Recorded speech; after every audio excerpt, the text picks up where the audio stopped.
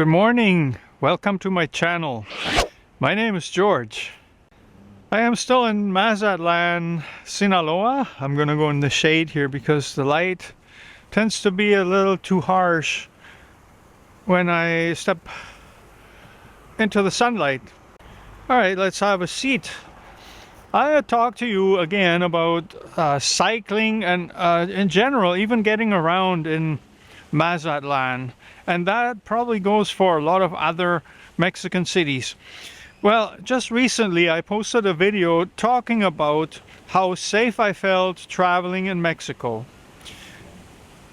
and that is still true. However, there's nuances to it, and we got to cover those. I gotta mention this. It's very, very important.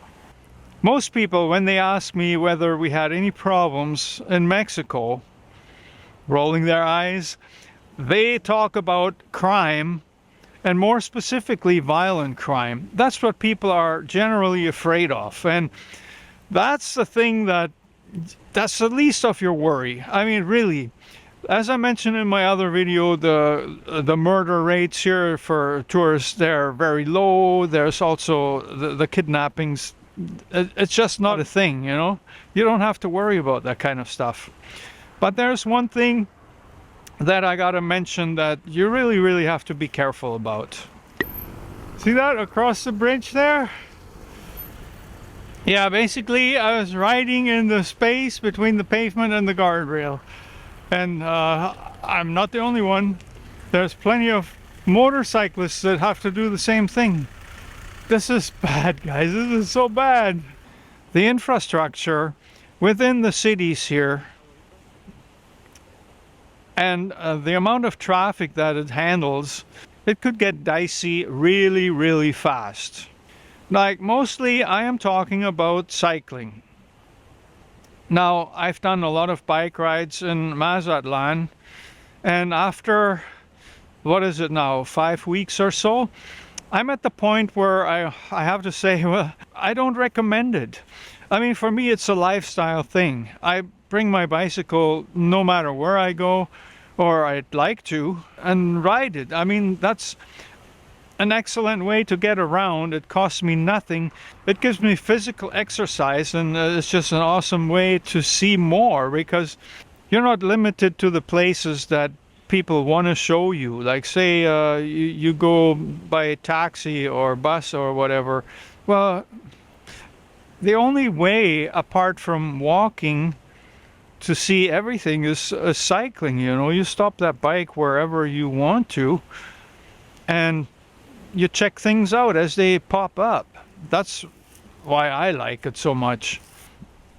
Aside from, yeah, the physical aspect, it's awesome. Riding a bike's awesome. But I tell you, here in Mazatlan, I've tried so many times to explore other parts of town, and what I constantly ran into is the amount of traffic is crazy. I mean, you got main arteries. If you're on those with your bicycle, good luck. There might be a lane where it's mostly used by motorcycles and bicycles here and there. But a lot of times, those lanes are used for parking, unloading, and you would not believe the amount of stuff that's going on there. I mean, it's basically, you have to be ready to swerve at any given moment. And of course, you know about the door zone. When people park their car, open their door. Well, so far, maybe because I'm really aware of this problem and I try to be alert, I haven't had this problem. But so many times, it seemed like it could happen at any moment. People opening their door, coming out of their parked car. The other problem with this traffic is people are on their phone constantly. That's the way of life here, guys. In Mexico, people will not drive without a phone in their hand or on their lap. And that's, to me, is very, very bad. It's a reason not to go riding on those main arteries. Now, the alternative is the neighborhood streets, and that works really, really well. There are even speed bumps. You can sometimes go around them with the bicycle, but I don't even mind. If I have to slow down and go plop, plop, it's good. I don't care. As long as I don't have too many cars, there might be the odd one here and there. There might be a motorcycle now and then, but for the most part, it's much safer there. But the problem is, if you're trying to go somewhere, that's the perfect way to get lost. You will get lost, it's guaranteed. But the way that ends up is it'll end up again on a major artery, and then you have a big problem because generally they're almost impossible to cross.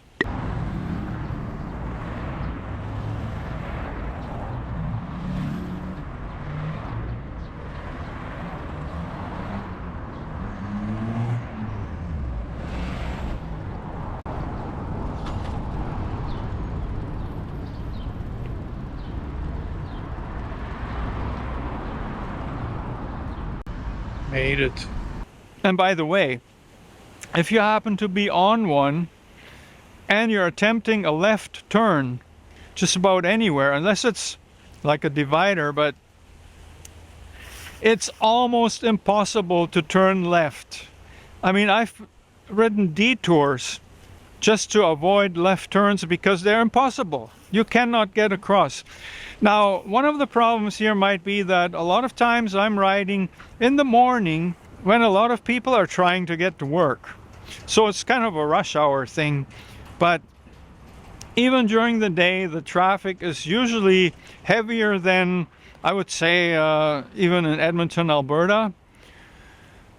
Everybody now in Mazatlan has a car. A lot of them are in poor shape. The parts are falling off and they're driving them until they don't go anymore.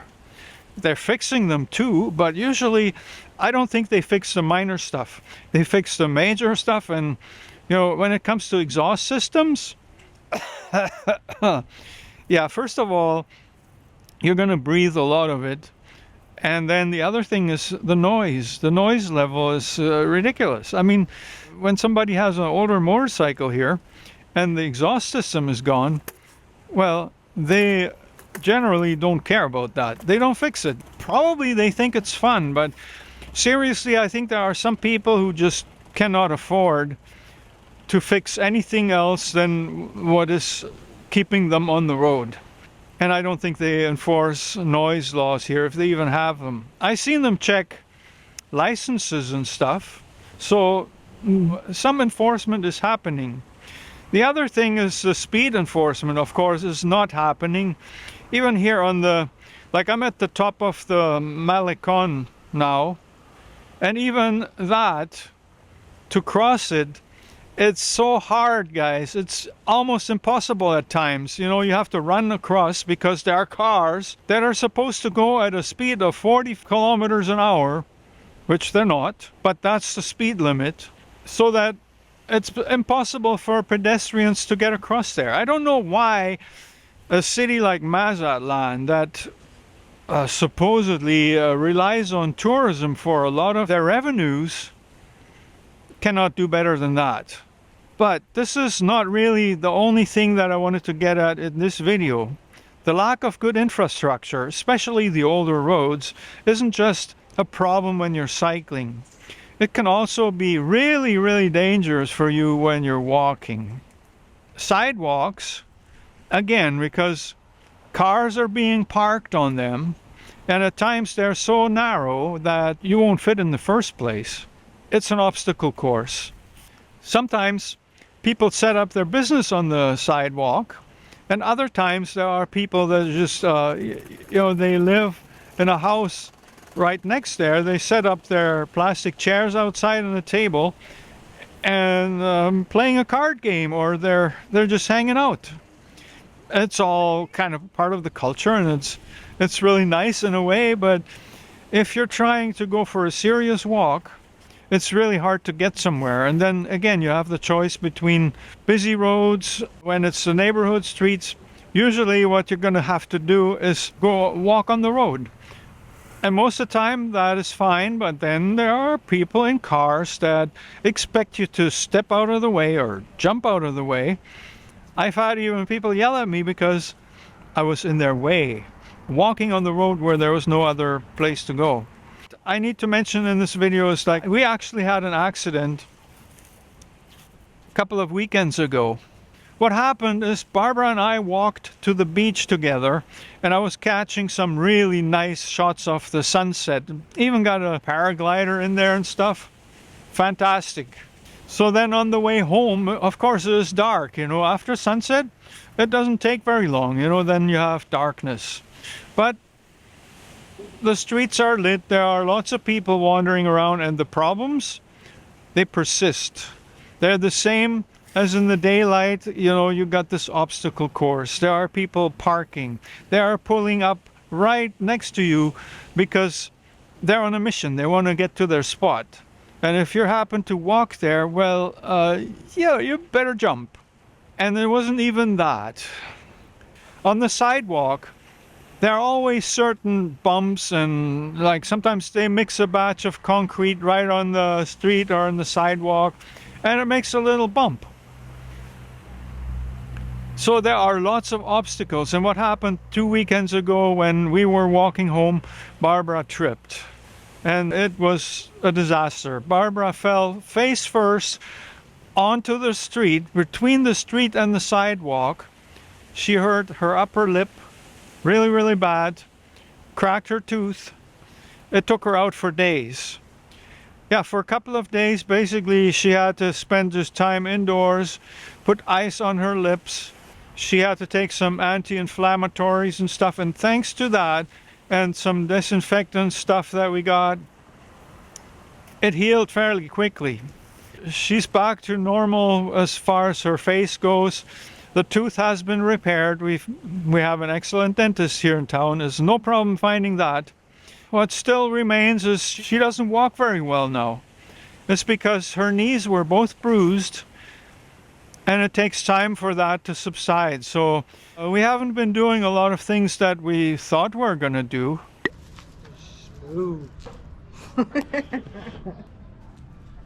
Well, there was a whole pile of different counterparts, but I want to just say that it could have been the rubber on my shoe here picked up a crack, hit the edge of the cement where it was rippled and not even and conform, like level, and my feet went in like this as it caught. Just when I was still walking, so this foot went this way, I couldn't correct, so I just went straight down. I wasn't expecting it because I was walking so fast. I didn't even break it. I got a bruise here and scratches. My face hit the cement, and when I went down, I was thinking, oh my god, my teeth almost went through both lips, but I have so much fat here that they actually protected my face, which I'm thankful for. So thank you to the Mackie lips for being a little, you know, like Rocal Welch. No, I'm kidding. Any thoughts about the sidewalk on where that happened? Yeah, it's tiring to try and lift your feet and watch every little piece in the cement. Like, if you take your eyes off of how you're walking, if you're looking down and you take your eyes off, it could happen to anyone. It just about happened to you today, just that little bit, right? Yeah. But you caught it because you weren't going fast. I was in a hurry that night to go home. I wasn't feeling well. I was tired. We had walked a lot, so I think my legs were also extended. Like, you know, I was just wanting to get home, and I think in a hurry, the toe, the crack, like all these different combinations. And so I freaked out, and I kept myself cool because I thought I might have busted that tooth in half. I thought I needed stitches because I felt the teeth go right, it felt like right through my face.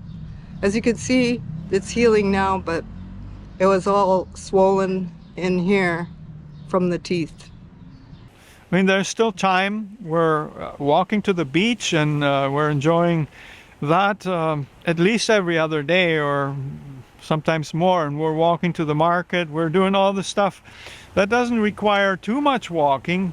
But like, in a way, we're grateful that This accident didn't turn out worse than it has, but at the same time, it spoiled a good 2 weeks of our time down here that we're basically just, we had to scale it down. I mean, just a few days before that accident, we both walked up to the lighthouse there. It was a really nice trip. I got some video on that. But, right now we couldn't even do that yet. Like, Barbara hasn't been on her bicycle since that happened. And maybe that's a good thing, because at the same time, she doesn't really, really like riding her bicycle that much, even though she loves riding her bicycle, but it is freaking dangerous here. So there are challenges that we're facing that make us want to plan our next trip, perhaps. If we're going to stay in a place long term, maybe it needs to be a smaller place. It might be a little bit safer in that regard. I mean, if you've been to Mexico or perhaps any other part of Central America where infrastructure is quite similar to here, maybe you've had the same experience. Leave me a comment. What do you think? Do you have ways of coping with this? Some people think that Mazatlan has fantastic bicycle infrastructure. That's even on the travel site. You will hear that. You will see that. You will read that. They will say the Malecon is like, how many miles? 7 miles of uninterrupted riding. It's not wrong, but to get here from, depending where you are, that's another story. And then there are also certain main arteries that have bicycle lanes, and some of them are even in the center and the median, and they're well laid out. But when they end, you're on your own. Sometimes they end in a traffic circle, and boy, if you have a traffic circle and you're in Mazatlan and traffic is busy, what are you going to do? You're just stuck there. Okay, that's just as I predicted. There's an end to this bike lane. Now we got a huge traffic circle. Cars are buzzing around it in a hurry because I guess traffic circles are so cool because nobody has to stop. But if you're in it on a bicycle or something like that, you don't fare so well. Let's observe this for a minute and then figure out if I want to go that way where all these cars are backed up, or if I want to go back the way I came. Cars are coming from all different directions, and to catch a gap that is long enough for you to cross that traffic circle or go wherever you need to go, even if you're breaking the law. Sometimes you have to, just to make it. You have to actually cross the road that you're on and then work your way to the traffic circle, perhaps use the side. Like, it's complicated, guys. It's ridiculous. So leave me a comment if you have experienced this. And if you never have, be warned. I mean, this is a big problem here. This is a very, very big problem when you're in the Mexican city. And there might be cities where it's better, but a lot of them, it's just like this. I've experienced this before, and you just have to kind of deal with it. Puerto Vallarta, it was probably just as bad. There are also bike lanes available, but where we were situated, it was overall a little safer, but Barbara didn't use her bike that much. We walked a lot, and I used the bike to go get groceries, go on the morning ride and stuff like that. But I had a terrible bike too. So this I'll leave you with in this video. I hope you got something out of it. If you're traveling to Mexico and you're planning on bringing your bike, think about that. I mean, I'm a little bit like biased toward always cycling wherever it's possible. I love cycling, but there are situations where even I have my doubts. And this, Mazatlan, quite honestly, it's one of them. Having said that, I'm glad I got my bike here. I ride it every day, every morning. And the only sad thing about it is that I'm riding it by myself. That's why you see me talking to the camera a lot. which maybe is a good thing because I need to do that. I need to do that to improve my channel and to give you more content on the fly that is relevant. But at the same time, you know, that's not really all we're here for. We want to enjoy this together. See you next time.